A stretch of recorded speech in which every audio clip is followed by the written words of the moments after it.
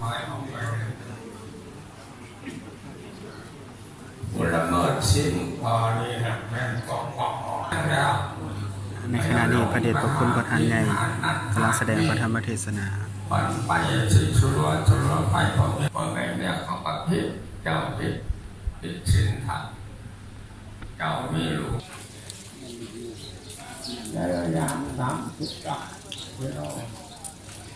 มี12หม้อบรรยากาศพระสงฆ์สามเณรทั่วเมืองไสธานีนครหลวงเวียงจันทน์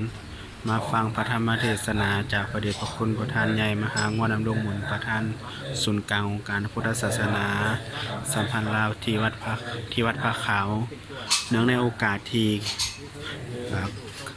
เปิดกองประชุมสุขอยู่เวียกงานอปส.ในเก่าตัวเมืองและภาคส่วนที่เกี่ยวข้อง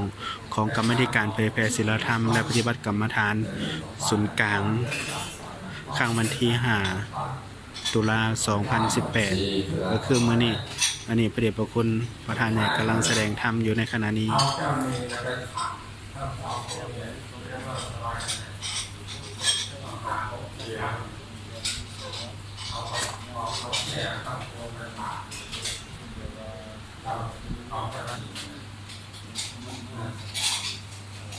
แล้วก็สิ่งอะไรนะที่ตัวของห้าม